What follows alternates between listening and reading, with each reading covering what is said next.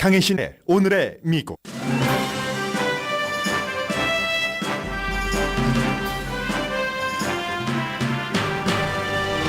트럼프 전 대통령이 37개 혐의로 지난 주말 기소된 뒤에 조지아와 노스캐롤라이나주에서 지지자들에게 이번이 마지막 전투라면서 자신을 지지하고 선거 자금도 기부하라고 촉구했습니다. 공화당 연방 하원 의원들도 전쟁 언급을 하면서 트럼프 방어에 나섰습니다. 미국에 다시 폭력적 정치 비극이 발생할 가능성이 높아졌다는 경고가 나옵니다. 공화당 프리덤 코커스 소속 연방 하원 의원들이 트위터에 전쟁과 무장화를 발표합니다.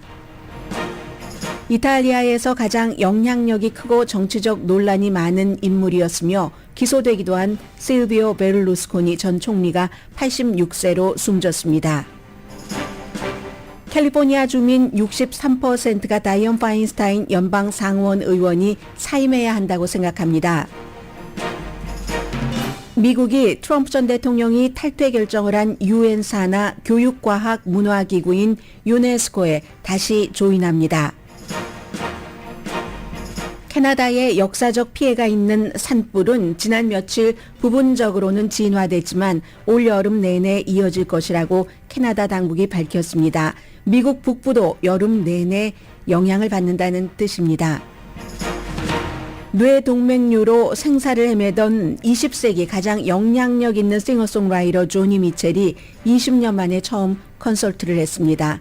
콘서트를 하기 전에 말과 기타부터 다시 배웠습니다. 그리고 거의 80세입니다. 여러분 안녕하십니까? 오늘의 미국 강혜신입니다. 주말에 미국의 정치권은 굉장히 복잡했었고 그리고 이제 아침에 출근을 하니까 밤에 잠자기 전에는 보지 못했는데 실비오 베를루스코니 이탈리아 총리가 요즘 나이로는 많지 않습니다. 86세에 사망을 해서 이탈리아가 국장을 치른다고 하고 세계의 이제 각 나라의 조문이 이어졌습니다. 특히 평소에 친했던 러시아의 대통령 또 헝가리의 총리들이 가장 먼저 이제 조의를 표시를 했고요. 그 사람은 모든 것을 다 갖고 있었던 사람이 베를루스코니입니다. 제가 이 내용을 맨 앞에 말씀드리는 것은 미국도 이처럼 될 가능성이 아주 높다이기 때문에 그렇습니다. 미디어 너무 좋아하시는 축구팀, 부동산 재벌이 아니라 재벌이었고 총리도 몇 번이나 한 그런 베를루스코니입니다. 밀라노의 병원에서 한 6주일 전에 입원을 했고 폐렴입니다. 마피아와의 연계 의혹도 있었고요. 여성 스캔들 같은 것은 너무 많아서 결국은 이제 섹스 스캔들로 그 자리에서 총리 자리에서 물러나기도 했고 다시 도전하기도 했고 했었던 사람이잖아요. 그래서 다시 이제 도전하면서 선거 캠페인을 할 때는 여러분의 기대에 맞도록 노력을 하겠습니다. 지금부터 2개월 반 동안 선거하는 날까지입니다. 절대적으로 제가 금욕하겠습니다. 이런 공약을 하기도 했고요. 이탈리아에 세계 다른 나라 사람들이 투자를 해야지 되는 이유는 이탈리아에는 아름답게 생긴 여자 비서가 많기 때문이다. 이런 말들도 했었던 사람입니다. 그랬는데도 오랜 동안 이탈리아에 이제 그 정권을 잡았었고 부정부패 스캔들의 세금 사기 이만저만이 아닙니다. 그런데 그의 친구인 블라디미르 푸틴은 진심으로 그의 지혜를 언제나 존중했다. 헝가리의 독재자 빅토르 오르반은 훌륭한 전사가 사라졌다. 이렇게 얘기를 했고 세계에서는 물론 이탈리아니까 이탈리아의 프란치스코 교황도 조의를 표했고 영국의 토니 블레어도 좀 먼저 조의를 표한 사람에 속합니다. 이탈리아 사람들에게 나쁜 행동을 다 해도 된다 하는 그런 자유권을 줬다 하는 평가 영국의 BBC 방송이 했고요.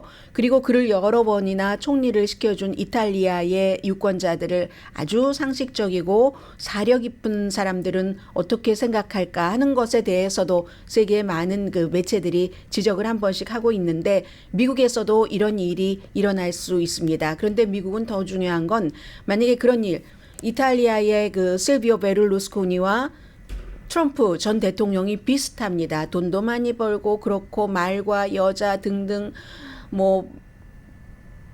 비즈니스 할 때의 여러 가지 혐의 등등. 그런데 세베르스코니는 이렇게 눈을 감았지만 지금 트럼프 전 대통령은 주말에 했었던 얘기가 좀 the best they can with it. The baseless indictment of me by the Biden administration's weaponized Department of Injustice will go down as among the most horrific abuses of power in the history of our country. As far 네, 지금 좀 전에 했었던 얘기가 바이든 행정부의 법무부가 역사상 가장 정말 기본 그러니까 증거가 없이 본인을 기소해서 최고의 역사적인 그 권력 남용을 하고 있다 이런 얘기를 했었잖아요.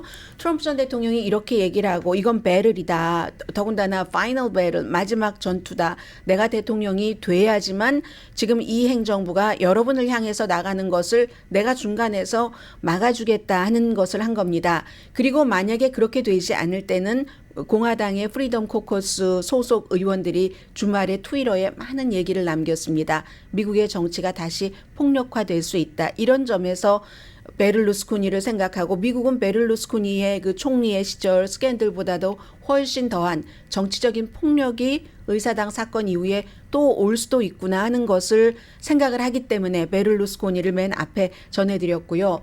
트럼프 전 대통령이 내일 모레 수요일이 77세가 됩니다. 그리고 내일은 이제 법원에 출두를 해야지 되는데 보통 이제 생일 하면은 굉장히 막 너무너무 상상하기 어려울 정도로 화려하게 생일 파티를 하는 사람이 트럼프 전 대통령인데 이번에는 뭐 어떻게 될지 모르겠습니다.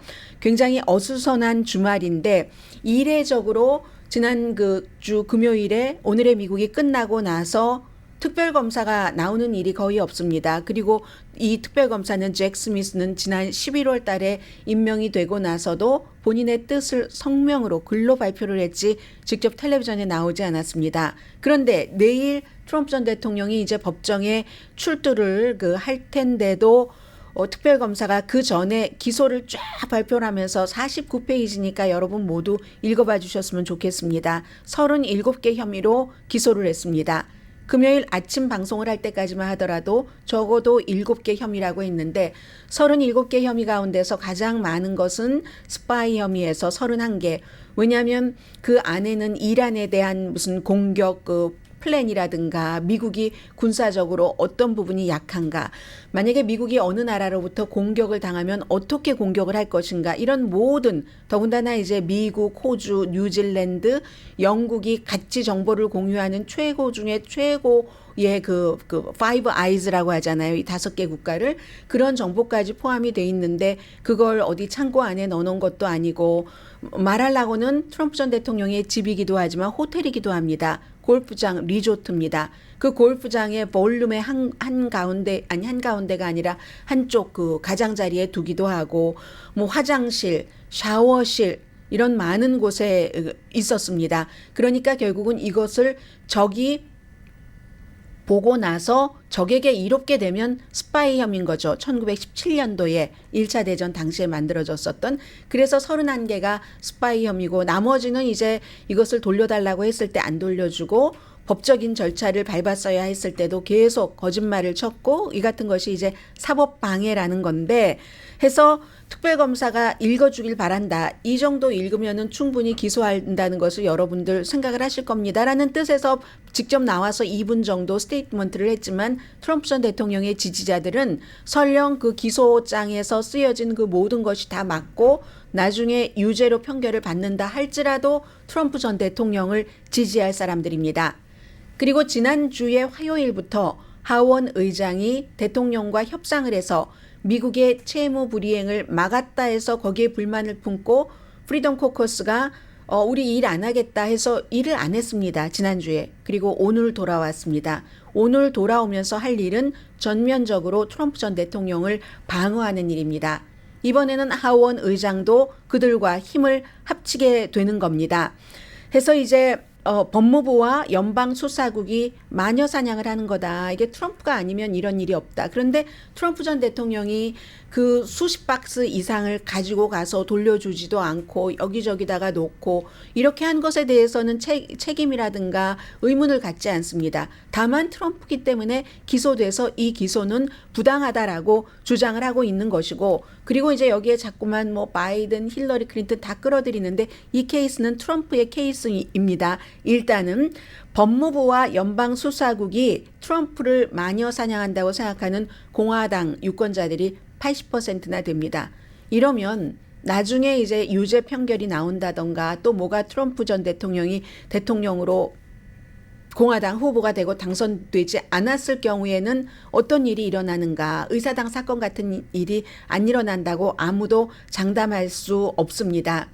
2년이라는 짧은 임기 때문에 밥그릇 챙기기에 바쁜 하원 의원들은 이렇게 트럼프 전 대통령 옆에서 그 떨어지는 콩고물을 먹으려고 하고 있고 투표에 붙이려고 하고 있고, 그에 비해서 임기가 6년이기 때문에 좀 여유가 있는 연방 상원 의원들은 국가를 조금 생각합니다. 국가 이전의 당이겠죠. 트럼프 전 대통령과 가까이 해봤자 연방 상원에서는 도움이 될 게 없으니까 오히려 의석만 뺏기니까 조용히 있거나 아니면 이미 트럼프는 이제 지난 사람이다, 공화당은 그와 손절해야지 된다라는 얘기를 이제 공화당의 중진 미치 매코넬을 포함해서 공화당의 1, 2, 3 상원 의원들은 그런 입장을 밝히고 있습니다.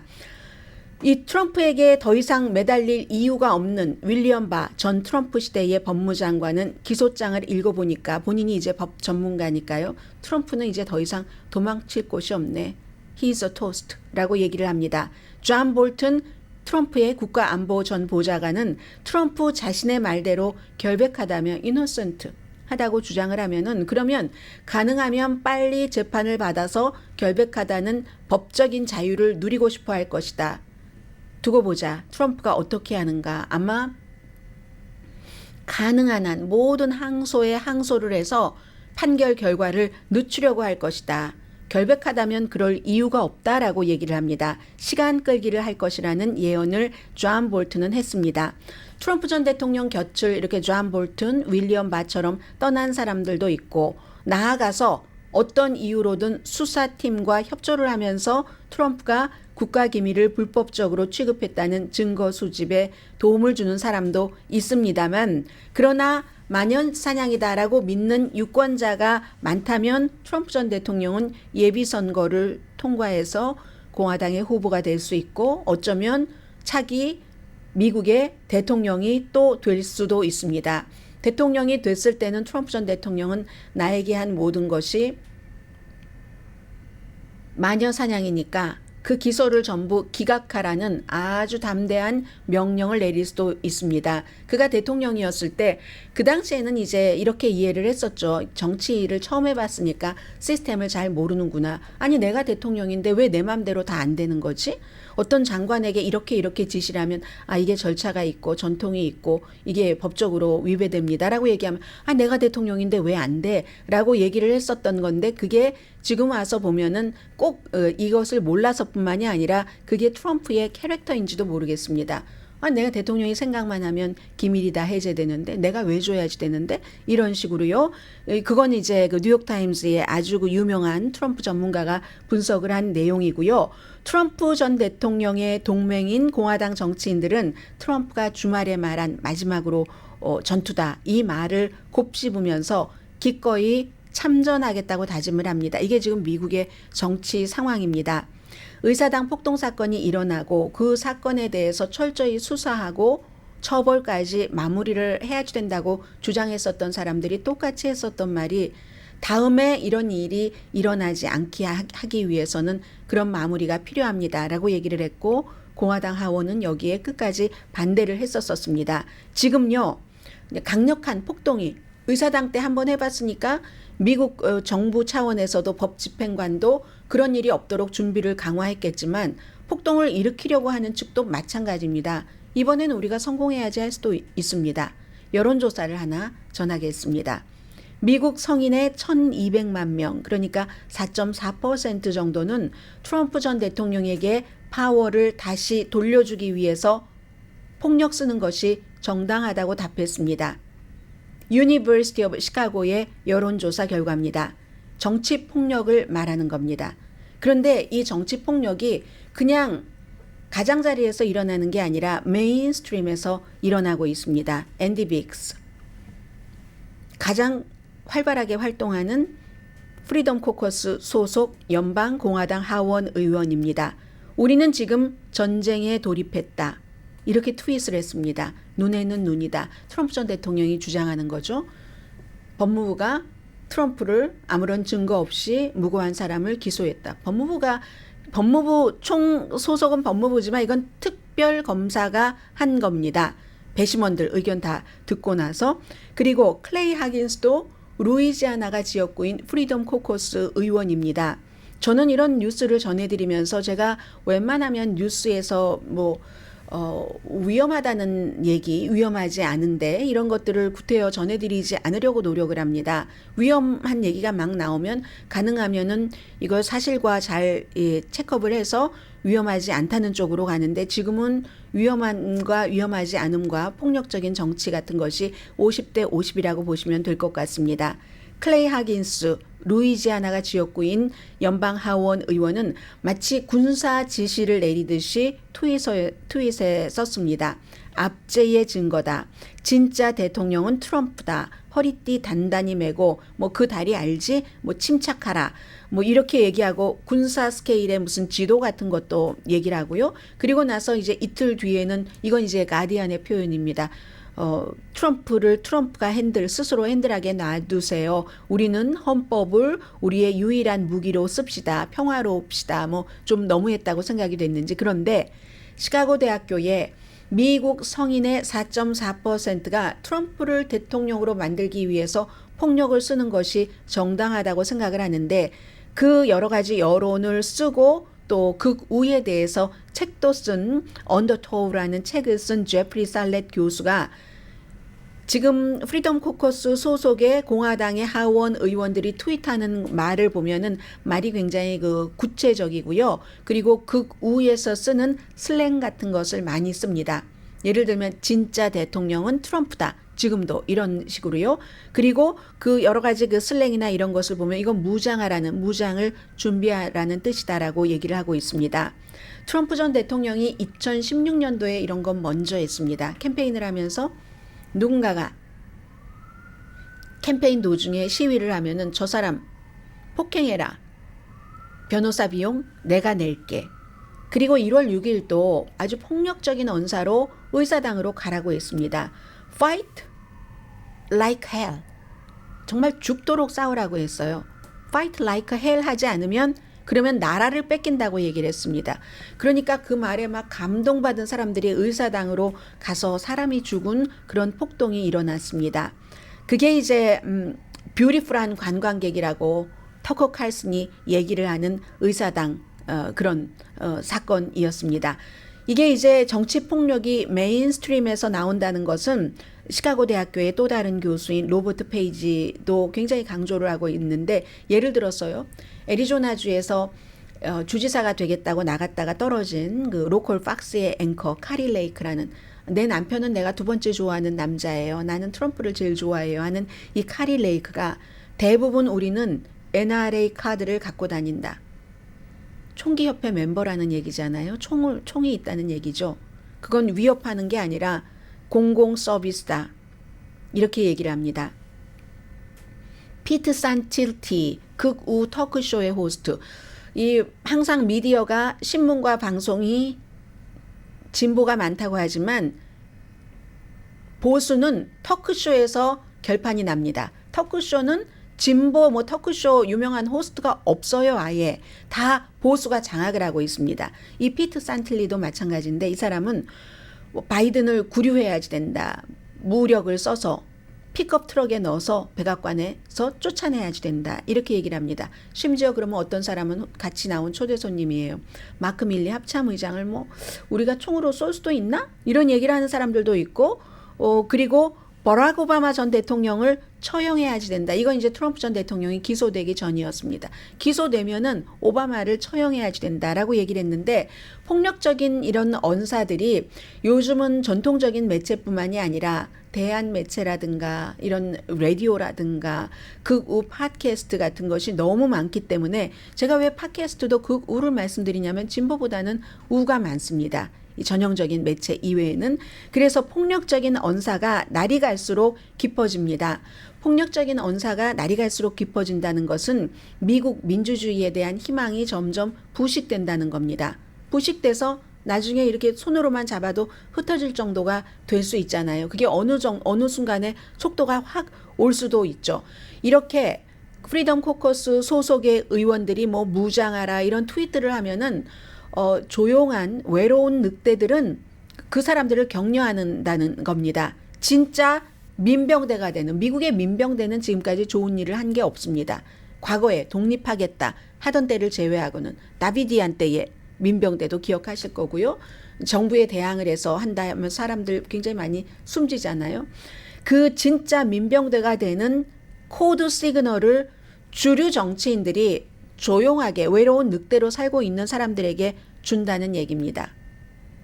그리고 내일 트럼프 전 대통령은 법원에 출두해서 아주 유리하게 됐습니다. 이번에는 그 판사가 이 케이스도 맡는다고 하는데 여자 판사인데 트럼프 전 대통령이 지명을 했고 트럼프 전 대통령이 원하는 쪽으로 판결을 내줬던 그런 판사 앞에서 어떤 일로 이제 본인이 기소당하게 됐는지 그런 공소장 읽을 때 가만히 지난번 뉴욕 때처럼 앉아 있어야지 되고, 그리고 다음 날인 수요일에 이제 생일을 맞게 되는데, 저는 앞으로 계속 미국의 어떤 이 트럼프 전 대통령과 연관돼서 미국의 민주주의가 무너지면 한국에는 좋겠습니까? 한국에도 나쁩니다. 세계에도 다 나쁜 일이 되잖아요. 그런 점들 주의해서 보면서 어떠한 시점이 되면 그럴 때마다 여러분들께 전해드리겠습니다. 이게 아니라 왜 파일럿 1이 돼 있나요? 파일럿 2가 주말 사이에 컴퓨터가 본인들이 원하는 대로 바뀌어져 있는 것 같네요.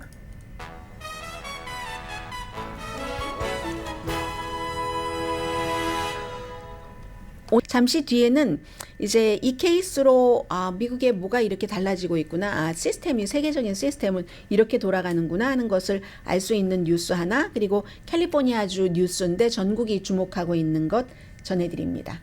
라디오 서울 방송 오늘의 미국 듣고 계십니다. 미국이라는 큰 나라도 혼자는 살 수가 없기 때문에 세계 기구에 가입을 합니다. 그리고 이제 가입하지 않고 또 빠지고 나면은 그 사이에 미국과 경쟁을 하고 싶어하는 그런 나라들이 그 조직에서 힘을 얻어가기 때문에 그걸 또 볼 수가 없죠. 미국이. 그래서 유네스코에 다시 조인을 합니다. 거의 6년 됐습니다. 트럼프 전 대통령이 이제 유네스코에서 빠졌고, 그 전에 오바마 전 대통령도 법에 따라서 유네스코에 기금 내는 것을 중단했던 적이 있습니다. 유네스코가 UN 산하, 교육, 또 과학, 문화 기구죠. 해서 바이든 대통령의 행정 목표를 말해주고 있습니다. 이게 이제 무슨 여러 가지 트럼프 전 대통령 시대에 탈퇴했었던 그런 기구에 다시 조인을 하게 되는 건데, 이건 있죠. 중국 영향력이 커지는 것을 막기 위해서 그럽니다. 어떤 그 UN 산하의 국제기구라는 것이 세계에서 지금 우리가 무엇을 어떻게 하겠다는 의제를 이끌고 가는 그런 그 기구잖아요. 팔레스타인이 유네스코 멤버가 된 뒤에 2011년도에 오바마는 법에 따라서 자금을 중단을 했었습니다. 그때 이제 2017년도에는 트럼프 전 대통령이 아예 유네스코에서 나와버렸는데, 트럼프 전 대통령은 이스라엘의 반이스라엘적이야 라고 하면서, 아마 maybe 오바마 전 대통령은 법에 따라서 유네스코의 팔레스타인 멤버 가입 때문에 기금을 중단하기는 했지만 어쩌면 가만히 보면은 이스라엘을 무조건 지지하지는 않았습니다. 그래서 이스라엘도 오바마 전 대통령을 무조건 좋아하지 않고 어떤 때는 좀 망신을 주려고도 하고 연설하고 할 때 그런 적이 있었습니다. 그런데 이제 그와는 반대로 트럼프 전 대통령은 이스라엘을 완전히 미국 대사관까지도 옮겨주고 이런 일들이 있으면서 미국 내에 복음주의자들이 이스라엘 국민은 선택받은 국민이야, 선택받은 땅, 이런 그 표를 상당히 의식을 했었던 거죠. 해서 2017년도에 빠져나왔는데, 그런데 이게 또 웃기는 게요. 이스라엘이 미국이 다시 유네스코에 들어오는 거 괜찮아. 이건 이제 이스라엘과 팔레스타인 간의 어떠한 정치적인 그 흐름의 변화 때문에 그렇죠. 이스라엘이 그렇게 얘기하니까 이스라엘로부터 막 대단한 그런 그 지원을 받고 하는 공화당, 민주당도 많습니다. 공화당, 민주당 정치인들이 그래? 그럼 우리 다시 유네스코에 들어가야지 해서 들어가게 된 겁니다. 이게 다 의회가 여러 가지 결정을 해줘야지 되기 때문에 지난해 12월 달에 최종적으로 결정을 했고, 그리고 나서 이제 유네스코와 한번 탈퇴했다가 들어가려면 그동안 안 냈던 돈도 있고 뭐 많잖아요. 결론을 지어야지 될 게. 그런 일들을 하고 나서 지난 주말에 발표가 됐습니다. 다시 유네스코 멤버가 된다. 그 대신에 뭐 어떤 조건절은 걸었어요. 뭐 팔레스타인이 멤버는 멤버인데 더 아주 중요한 그런 그 권한을 갖게 되는 위치까지 가면은 미국은 기금을 또다시 중단한다. 일단 2025년 9월 30일까지. 그 이후에 다시 결정을 한다는 얘기입니다. 이게 가만히 보면은 유엔 산하에 무슨 세계보건기구 뭐 이런 데에 북한이 들어간다 할 때 트럼프 전 대통령은 마냥 찬성을 하고 다른 사람들은 반대하고 이런 것과 마찬가지입니다. 그런 데서도 집행위원회 이사국이 안건을 주도하기 때문에 유네스코도 마찬가지고요. 교육, 과학, 문화에 있어서 캘리포니아 주민의 과반수 이상이 다이언 파인스타인 연방상원 의원이 사임해야 된다고 생각을 한다는 여론조사 결과가 오늘 발표가 됐습니다. 인사이드 캘리포니아 팔리틱스라는 곳과 에머슨 칼리지 공동 여론조사인데 사임하고 주지사가 남은 기간 동안 그게 이제 선거가 치러질 때까지죠. 남은 기간 동안 어떤 사람을 임명을 해야지 된다. 그건 주지사의 권한이니까 이렇게 얘기를 했고 그게 몇 퍼센트냐면요. 60 몇 퍼센트던데요. 60 몇 퍼센트던데요. 제가 다시 한번 보겠습니다. 그리고 37%는 아니다라고 얘기를 했거든요. 다이언 파인스타인 연방 그 상원 의원이 지금 89세고 그동안에 뭐 여러 가지를 기억하지 못하는 이런 일들이 많이 있었습니다. 63%입니다. 63%니까 과반수 훨씬 넘잖아요. 63%는 지금 뭐 지난주에 기사도 보니까 카멜라 해리스 연방 상원 의원이 한 표를 똑같을 때는 뭐 상원 의원으로서 투표를 하는 거잖아요. 그걸 왜 부통령이 왜 하지? 그렇게 명민하던 다이언 파인스타인 연방 상원 의원이 89살이 된 지금은 그런다는 겁니다. 그래서 모든 것들을 일을 할 때 스텝의 말에 의존을 해야 되고 그러면 지금 상원 의원이 스텝이 상원 의원이지 다이언 파인스타인 의원이 상원 의원이 아닙니다. 물론 그런 경우 무척 많죠. 스텝과 보좌관들이 그 의원들이 하는 것보다 더 그 이슈에 정통하고 그리고 의원들이 그 보좌진들의 의견도 많이 청취하긴 하지만 이 경우에는 다이언 파인스타인 연방 상원 의원이 판단 능력을 상당 부분 상실한 상황에서 옆에 있는 사람들의 힘이 커진다는 얘기가 되겠죠. 다이언 파인스타인 연방 상원 의원에 대한 지지율 자체는 지금 22%밖에 안 되고요. 48%는 실망한다고 했고 31% 정도는 그냥 이런 여기도 이제 정치적인 것이 많이 이제 들어가기 때문에 로카나 같은 캘리포니아 저쪽 실리콘밸리가 지역구인 사람은 이거 빨리 은퇴해야지 된다. 왜냐하면 본인이 원하는 사람이 따로 있는 거예요.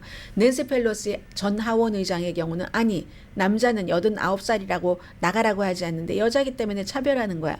낸시 펠로시는 본인이 지지하는 사람이 따로 있는 겁니다. 그 사람은 다이언 파인스타인이 있을 때까지는 있어주는 게 좋기 때문에 그러는 거죠. 왜냐하면 게빈 뉴섬 주지사가 누군가를 그 자리에 지명을 할 텐데 게빈 뉴섬 주지사는 아프리칸 아메리칸을 지명을 한다고 했고 근데 그게 낸시 펠로시 하원 의장이 원하는 사람이 아니고 로카나가 원하는 사람일 수 있잖아요.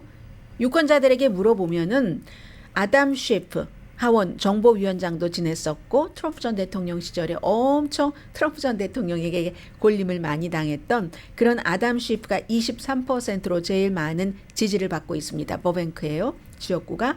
케이리 포터 오렌지 카운티가 지역구인 의원이 22% 그리고 이제 바브라 리 아프리칸 아메리칸이죠. 10% 34%는 아직 마음을 정하지 않았다. 6월 4일부터 7일까지 1056명을 대상으로 여론조사를 했고요. 오차 범위는 3%포인트입니다. 다이언 파인스타인 연방 상원 의원을 보면은 지금 이제 89살이 됐으니까 그렇지 잘했던 기간과 잘한 이슈가 훨씬 많겠죠. 이 진보의 입장에서 볼 때는 최초의 여자 우유 100% 가운데서 바브라 박서 연방 상원 의원과 2%에 속했던 2명이었던 여자로 시작해서 엄청나게 많이, 더군다나 이제 법사위원회 같은 데서 중요한 때마다 이제 그 청문회를 하잖아요. 그 청문회를 이렇게 지켜보다 보면은 일반 법사위원과 다이언 파인스타인 연방 법사위원장은 저래서 다르구나, 저래서 위원장 하는구나 하는 것을 많이 느꼈던 적이 있거든요. 정말 지식도 깊고 날카롭고. 그러더니 지금은 상원의 그 시스템 돌아가는 것 자체, 아니 왜 부통령이 한 표를 행사하지? 라고 한다고 하잖아요. 그래서 적절한 시점에 어쩌면 모든 것이 완벽하진 않았겠지만 다이언 파인스타인이 물러나면서 구상하고 있는 정치 지도에서 그렇지는 않겠지만 적절한 시점에 내가 판단 능력을 잃어버릴 때까지 가는 것은 좀 좋지 않다 하는 것을 지금 많은 사람들에게, 일반인에게도 교훈을 주는 케이스라고 생각이 되고요. 그리고 잠시 뒤에 또 미국이 혼자가 아니다 하는 그런 이슈들 전해드립니다.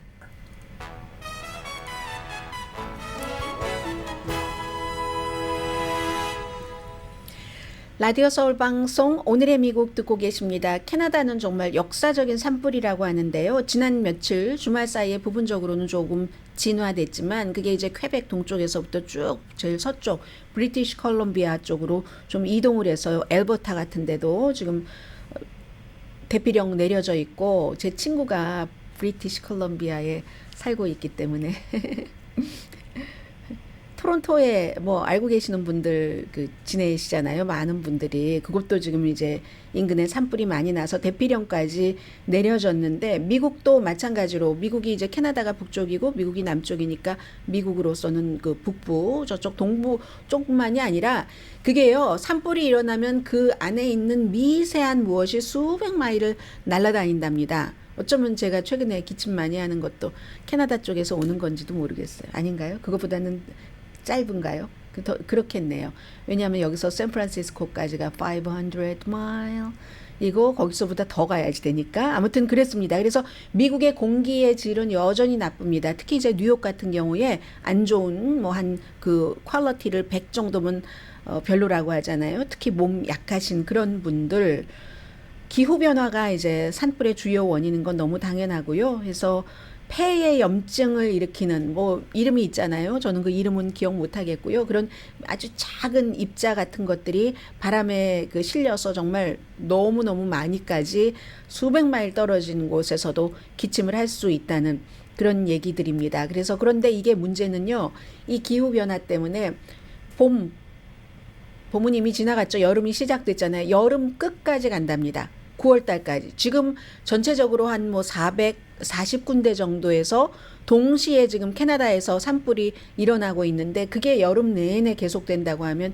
미국도 생전 뭐 산불 이런 거 잘 못 느꼈던 우리 캘리포니아의 주에 살고 있는 사람들은 자주자주 느끼잖아요. 새벽에 일어나면 매콤한 냄새, 뭐 나무 타는 냄새, 이런 것들, 그런 것들을 지금 처음 느끼시게 되는 거고, 이 같은 기후 변화에 대해서 1995년도에 기후변화라고 말하지는 않았지만 참 여러 가지 인간의 산업화, 산업사회와 테크놀로지가 모든 것을 많이 자연을 파괴한다. 그 자연 파괴가 곧 인간을 파괴한다라고 주장을 했었던 사람이 있죠.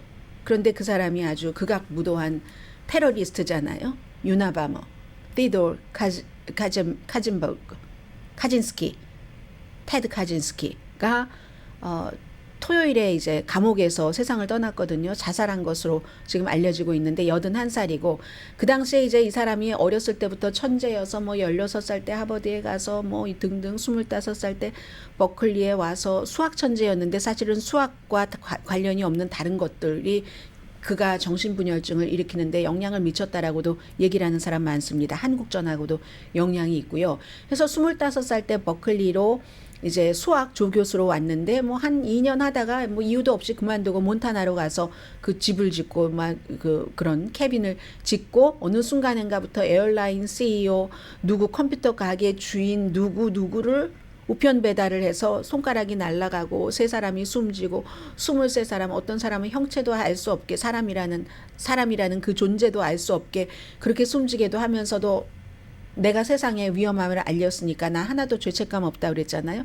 그리고 마지막에는 내가 이걸 멈출게. 사람에게 수십 년 동안 78년부터 잡히기 직전 95년까지 내가 사람에게도 재산에게도 피해를 안 줄 테니까 뉴욕타임스 나의 성명을 실어줘. 해서 그의 그 성명이 35,000자인데 거기에 이미 자연재해 그리고 이 테크놀로지에 관한 경고가 있었다는 것 아니겠습니까? 그 당시에는 아주 테러리스트 미친 인간이라고만 했지 그의 경고를 뚜렷하게 받아들인 사람은 많지 않습니다. 특히 뭐 일부의 환경 보호주의자들은 일리가 있네라고 했겠지만 그런 말을 못하죠.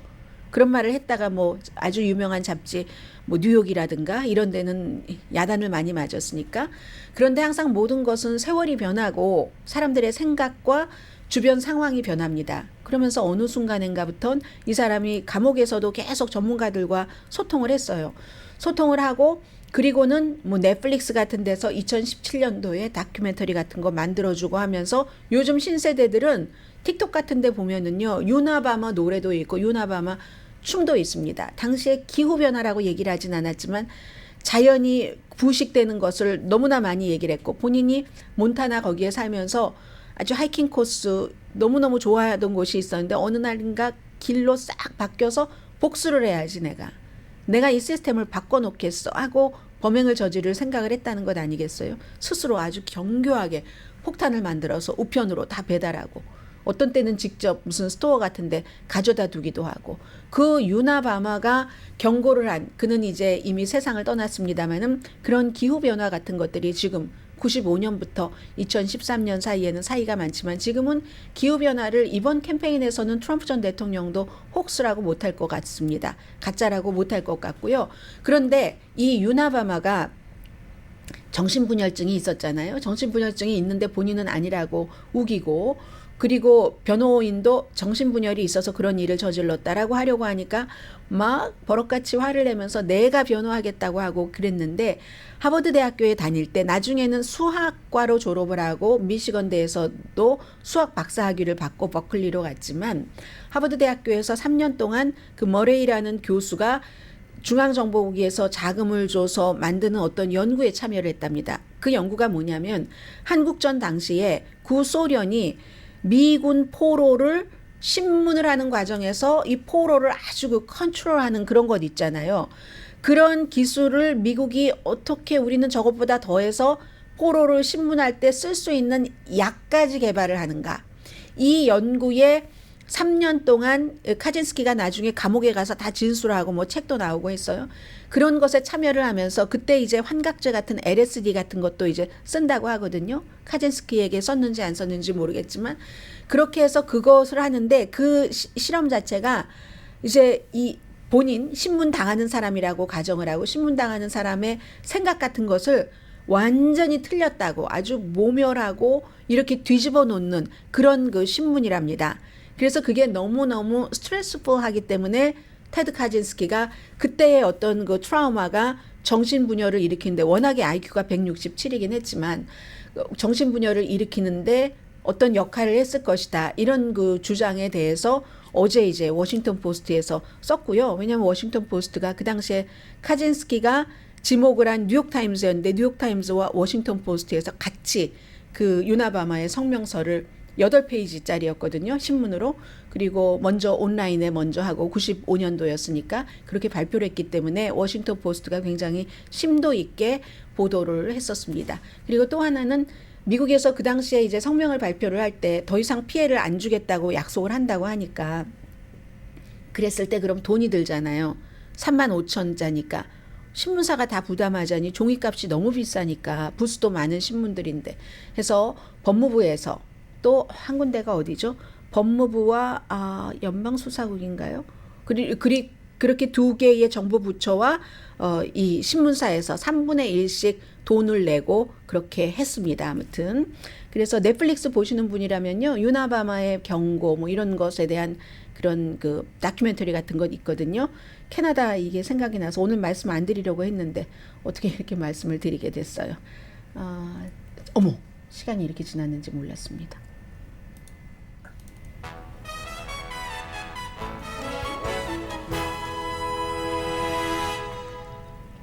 라디오 서울 방송 오늘의 미국 듣고 계십니다. 오늘 방송이 조금 원활하지 않아서 죄송합니다. 저희가 이 컴퓨터를 2대를 쓰고 있는데 이게 조금 믹스 된 것 같고요. 내일은 조금 더 완벽한 운행해드리겠습니다. 캐나디안 아메리칸 가운데서 조니 미첼이라는 사람은 가수로서 제가 지금 전해드리는 게 아니라 이 사람이 그 나이가 거의 80세가 됐는데요. 그런데 2015년도에 거의 정말 치명적이라고도 할 수 있는 뇌동맥류 그 때문에 가수인데 싱어송라이터가 따다다다 보사이스 나우를 여러분들께서는 주디 콜린스의 노래로 많이 알고 계시지만 오리지널은 조니 미첼이잖아요. 그래서 이제 다시는 노래를 못할 것이라고 생각을 했는데 토요일에 워싱턴주에 살고 계신 분들 안녕하세요. 아름다운 앰피티에이터에서 공연이 있었다면서요. 20년 만에 라이브 공연을 후배들도 쫙 나와서 거의 3시간인데요. 사진으로 보니까 집에 거실처럼 해놨어요. 편안한 하얀색 소파에 무슨 뭐 애완동물 사진도 있고 뭐 이게 나이가 많이 들었으니까 앉아서 노래도 하고 얘기도 하고 하는 그 램프도 있고 테이블도 있고 그런데 오늘 그 뉴욕타임즈라든가 LA타임즈라든가 비평가들은 말을 정말 잘하잖아요. 음성과 위트는 뭐 사라지지 않았다. 이건 누구나 할 수 있는 말. 흉내낼 수 없는 목소리로 특정 음을 다시 치는 both sides now 하는 그리고는 이제 또 새로운 편안함 이런 표현도 있네요. 진주와 같은 순수함.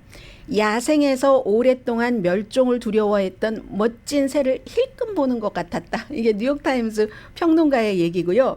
감성의 지혜, 반세기 전에는 막 지혜의 피가 툭툭 흘리는 것과 같았다면 이 노래가 지금은 자아까지 다 빼버린 느낌? 뭐 이런 그런 평론들도 있었습니다. 그래서 평론 자체도 진짜 말 그대로 매그니피션트한 것 같다는 생각을 하는데 더군다나 이제 조니 미첼이라는 사람은 캐나디안 아메리칸으로 뭐 로스앤젤레스에서 오래 살았지만 어렸을 때 아이를 임신했는데 그 무명 그 포크 가수 남자와 함께 임신을 했는데 임신 3개월째 남편이 떠나서 아이를 낳고 입양할 수밖에 없었던 그 사실을 오랫동안 숨겼는데 그러다가 다 나이가 들어서 이런 사실을 고백을 하고 딸도 찾고 했는데 지금은 이제 그 병으로 말도 못하고 기타도 못 치고 했는데 싱어송라이터가 모든 것을 극복을 하고 이렇게 멋진 콘서트를 주말에 했습니다. 승리의 복귀 무대잖아요. 조니 미첼에겐 여러분들께서도 이번 주 한 주일 그리고 이제는 2023년이 지났기 때문에 나머지는 좋게 승리하는 그런 기간들 되시기 바랍니다. 강혜신이었습니다.